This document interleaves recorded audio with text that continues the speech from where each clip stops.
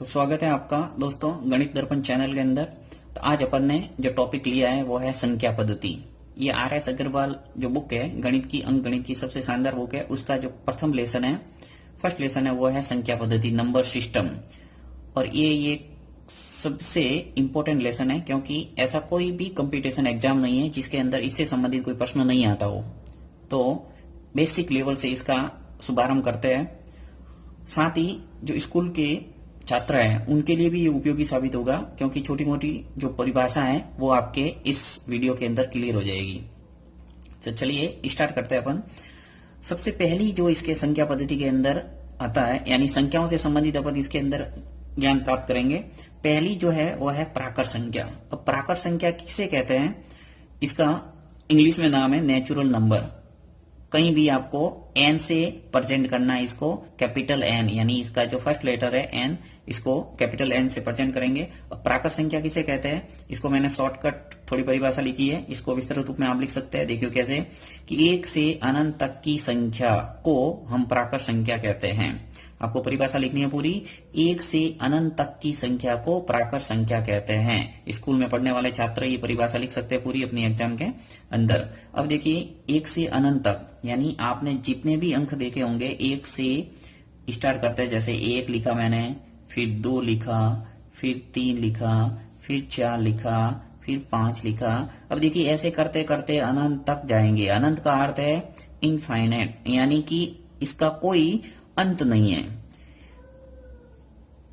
अर्थात एक से स्टार्ट करना है और इनफाइनाइट तक, यानी अनंत तक, इसको बोलते हैं ये उल्टे 8, इसका नाम है अनंत।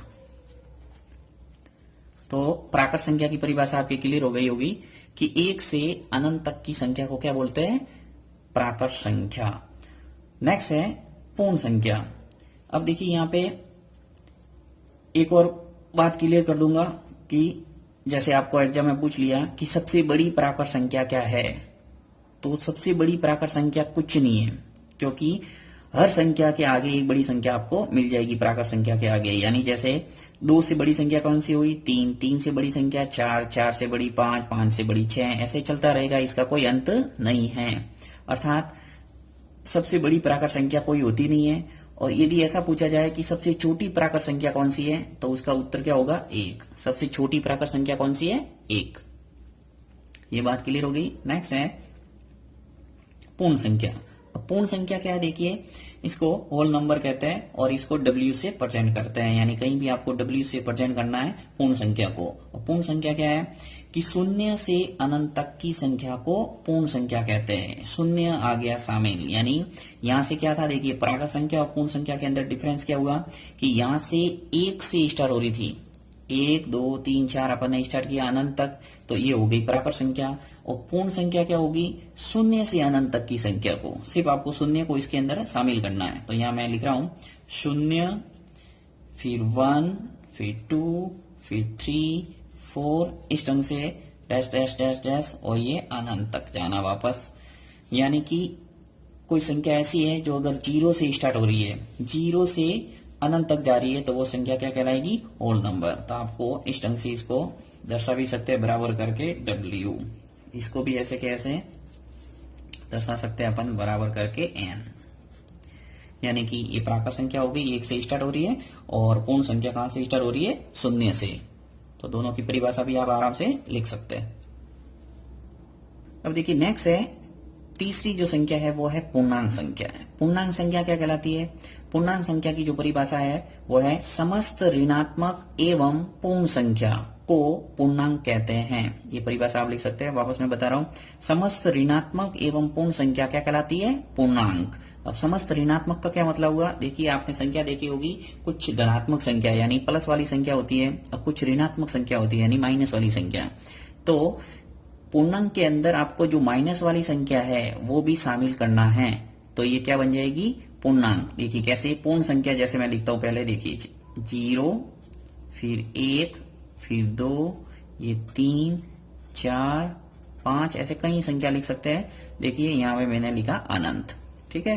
अब देखिए यहां पे मैं क्या करता हूं, डैश करके 0 से छोटी संख्या जो होगी वो सब क्या होगी, माइनस में। ये -1 हो गया, -2 हो गया। जैसे जैसे इधर बढ़ेंगे ये सब छोटी संख्या आती रहेगी, -3, फिर डैश -4। इसको एक संख्या रेखा के ऊपर भी अपन प्रदर्शित कर सकते हैं पूरी लाइन खींच के, तो बीच में सेंटर में है वो 0 आ जाएगा। अब देखिए यहाँ पे इसको अच्छे ढंग से समझना है पूर्णांक को, कि मान लो आपको बोल दिया जाए कि 1 बड़ा है या 0, तो आप स्पष्ट रूप से बोल सकते हो कि 1 बड़ा हो गया।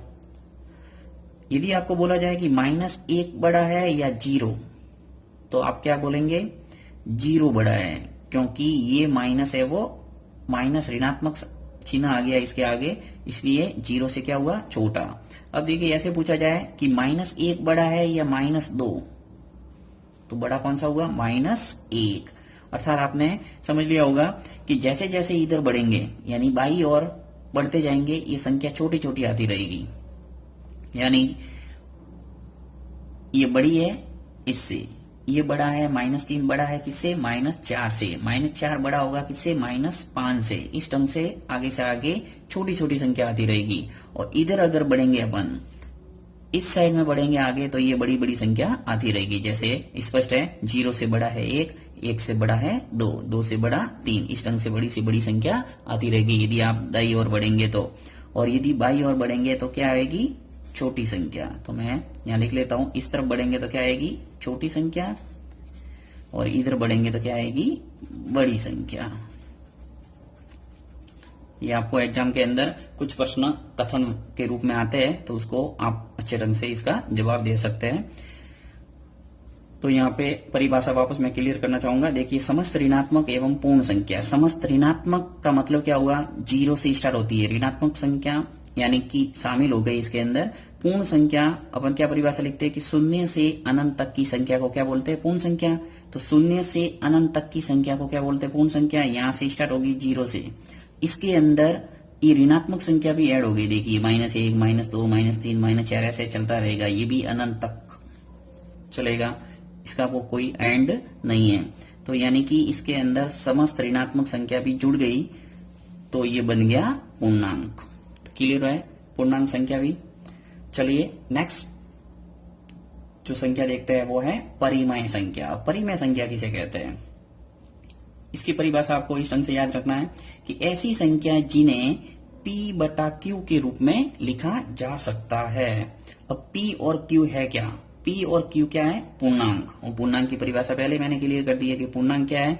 समस्त ऋणात्मक एवं पूर्ण संख्या। तो यहाँ पे या फिर ऐसे भी समझ सकते हैं, देखिए P/Q है क्या? एक्चुअल में क्या है? ये एक भिन्न के रूप में, यानी अंश व हर के रूप में है। तो ऐसी संख्या आपको कहीं दिखे जिसके अंदर अंश भी दिखे और हर भी दिखे, तो क्या होगा? वो सभी क्या होगी? परिमेय संख्या होगी। और यहाँ पे मैंने और लिखा है Q नॉट इक्वल टू 0, यानी नीचे है वो 0 नहीं होना चाहिए, क्योंकि जैसे नीचे किसी संख्या के आगे 0 आता है तो वो क्या बन जाता है? अनंत।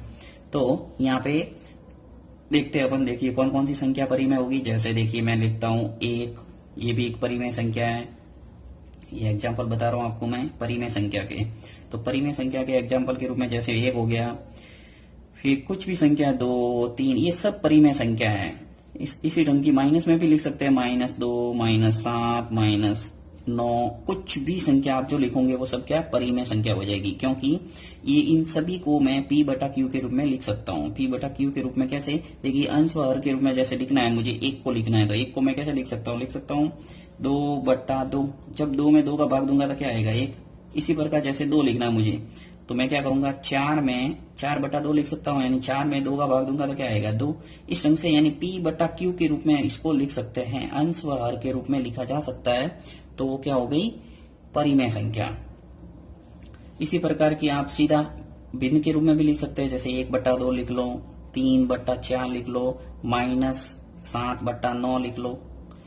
कोई भी संख्या जहां आपको अंश व हर का रूप दिखे वो क्या हो जाएगी? परिमेय संख्या। तो ये परिभाषा भी आपके क्लियर दिमाग में बैठ गई होगी कि परिमेय संख्या किसे कहते हैं? ऐसी संख्याएं जिन्हें P/Q के रूप में लिखा जा सकता है, जहां P और Q पूर्णांक है, उन्हें क्या बोलते हैं? परिमेय संख्या। साथ ही अपन एक और उदाहरण देंगे 22/7। देखिए 22/7 एक्चुअल में ये इससे संबंधित प्रश्न आता है अधिकतर एग्जाम के अंदर, क्योंकि ये मान है वो किसका है?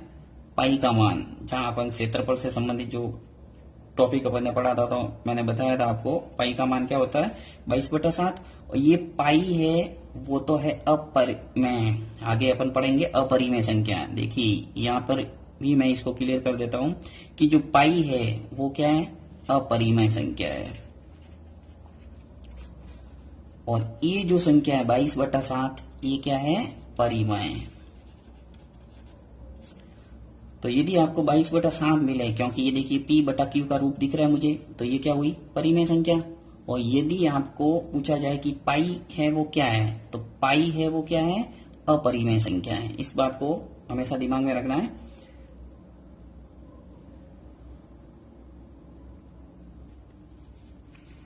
अब नेक्स्ट जो संख्या है वो क्या है, अपरिमेय संख्या। पहले अपन ने पढ़ी परिमेय संख्या और दूसरी है वो क्या है, अपरिमेय संख्या। इसका जस्ट विलोम, इसकी परिभाषा भी जस्ट आपको विलोम के रूप में लिखना है। देखिए कैसे, ऐसी संख्या जिन्हें P/Q के रूप में नहीं लिखा जा सकता या नहीं शब्द आ गया, तो उसे जहां P और Q क्या है, पूर्णांक, तथा Q नॉट इक्वल टू 0, यानी इसकी परिभाषा है वो ऐसी संख्या जिन्हें P/Q के रूप में नहीं लिखा जा सकता, उसे क्या बोलेंगे, अपरिमेय संख्या। अब देखिए यहाँ पे अपरिमेय संख्या का मतलब हुआ कि जिसे अंश व हर के रूप में लिखा नहीं जा सकता, उसे क्या बोलेंगे, अपरिमेय संख्या। तो ऐसी संख्या के उदाहरण मैं आपको बताने जा रहा हूं, क्या होगा, जैसे √2, √3, यानी वर्गमूल के अंदर ऐसी संख्या जिसका वर्गमूल नहीं निकलता है। देखिए जब √2, √3, √4 भी लिख सकता हूं, परंतु 4 नहीं लिखूंगा। क्यों, क्योंकि जो √4 है उसका वर्गमूल निकलता है, वर्गमूल निकल के क्या आ जाएगा, वो 2, और 2 है वो क्या है, परिमेय संख्या। तो इस बात का ध्यान रखना है। अब देखिए √2, √3 जिसका वर्गमूल नहीं निकलता वो सभी संख्या लूंगा, जैसे 5 का वर्गमूल नहीं निकलता है, √6, √7, ऐसे बहुत सारे उदाहरण हैं। अब जैसे 8 भी लिख सकते हैं। अब देखिए यहाँ पे मैं √9 है वो नहीं लिखूंगा, क्योंकि √9 का वर्गमूल क्या आ जाएगा, 3, तो वो भी अपने परिमेय संख्या हो जाएगी, ये अपरिमेय संख्या नहीं है। तो इस ढंग की सभी संख्या कहलाती है वो अपरिमेय संख्या कहलाती है। साथ ही मैं यहाँ लिख लेता हूं पाई, ये जो पाई है वो भी क्या है, अपरिमेय संख्या। अधिकतर प्रश्न बनते हैं पाई के ऊपर, तो आपको ये ध्यान में रखना है कि ये क्या है, अपरिमेय संख्या, और इसका जो मान है 22/7 वो क्या है, परिमेय। नेक्स्ट है वास्तविक संख्या। और वास्तविक संख्या देखिए क्या है कि वास्तविक संख्या के अंदर परिभाषा है, परिमेय व अपरिमेय संख्या मिलकर वास्तविक संख्या कहलाती है। यानी कि ऐसी सभी संख्या जिसके अंदर परिमेय भी है और अपरिमेय भी संख्या है, यानी परिमेय अपरिमेय संख्या सभी मिक्स है, वो क्या है, वास्तविक संख्या, यानी रियल नंबर कहलाता है। जैसे उदाहरण के रूप में आप लिख सकते हैं √2, √3, √5, √4 भी लिख सकते हैं, क्योंकि ये सब क्या है, वास्तविक संख्या है। इसका वर्गमूल निकल जाएगा, 2 आ जाएगा, ये भी क्या बन जाएगा, परिमेय संख्या। तो परिमेय और अपरिमेय मिलकर क्या हो जाएंगे, सभी वास्तविक संख्या। 2, 7, -3, -4, ऐसी बहुत सारी संख्या आप उदाहरण के रूप में लिख सकते हैं। ये सब क्या हो जाएगी, वास्तविक संख्या है। तो इसकी परिभाषा सिंपल से याद रखनी है कि परिमेय व अपरिमेय संख्या मिलकर वास्तविक संख्या कहलाती है। नेक्स्ट है देखिए सम संख्या, और नेक्स्ट है फिर क्या है, विषम संख्या। तो सम संख्या और विषम संख्या के बारे में अधिकतर को जानकारी होगी, फिर भी मैं यहाँ क्लियर कर देता हूँ। देखिए सम संख्या है वो क्या है, इसको इंग्लिश में बोलते हैं इवन नंबर। ऐसी संख्या जिसमें 2 का भाग पूरा पूरा जाता है, वे सभी संख्याएं जिसके अंदर 2 का भाग पूरा पूरा जाएगा, वो सभी संख्या क्या कहलाएगी, सम संख्या। अब देखिए यहाँ पे उदाहरण लेते हैं अपन, 2 का भाग किस किस में पूरा पूरा जाता है। जैसे देखो 2 के अंदर भाग पूरा पूरा जाएगा, फिर 4 के अंदर 2 का भाग पूरा पूरा जाएगा, फिर 6 के अंदर भाग पूरा पूरा जाएगा, 8 के अंदर भाग पूरा पूरा जाएगा, 10 के अंदर पूरा पूरा जाएगा, 12 के अंदर पूरा पूरा जाएगा। अब देखिए यहाँ जैसे 2 के बाद में 3 आता है, तो 3 मैंने नहीं लिखा। क्यों नहीं लिखा, क्योंकि 3 के अंदर भाग है वो 2 का नहीं जाता है।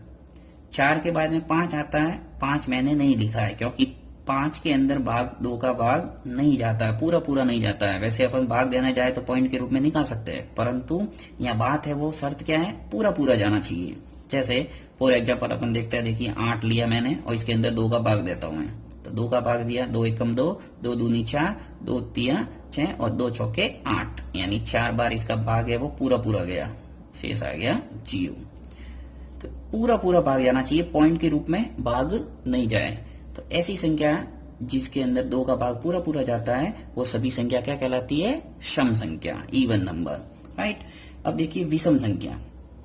विषम संख्या क्या है? इसका जस्ट विपरीत है कि ऐसी संख्या जिसके अंदर 2 का भाग पूरा पूरा नहीं जाता है। परिभाषा लिखना है, ऐसी संख्या जिसमें 2 का भाग पूरा पूरा नहीं जाता है वे सभी संख्या क्या कहलाती है? विषम संख्या, ऑड नंबर। अब देखिए यहाँ पे एग्जाम्पल देखते हैं अपन, स्टार्ट करते हैं 1 से। देखिए 1 के अंदर 2 का भाग नहीं जाता है तो इसके अंदर ये विषम संख्या हो गई। फिर वापस आ जाएगा 1 के बाद में 3, 3 के बाद में आ जाएगा 5, 5 के बाद में आ जाएगा 7, 7 के बाद में आ जाएगा 9, यानी एक संख्या छोड़ के यहाँ से जस्ट विलोम करना है। तो 1 के बाद में जैसे 2 आता है तो 2 के अंदर तो भाग पूरा पूरा 2 का जाता है, इसलिए अपन ने 2 नहीं लिखा। 3 के बाद में 4 आता है तो 4 के अंदर 2 का भाग पूरा पूरा जाता है, इसलिए नहीं लिखा। तो ये आपको परिभाषा क्लियर हो चुकी होगी कि ऐसी संख्या जिसके अंदर 2 का भाग नहीं जा रहा है पूरा पूरा, वो सभी संख्या कहलाएगी विषम संख्या है। बहुत सारे उदाहरण ऐसे आप लिख सकते हैं आराम से।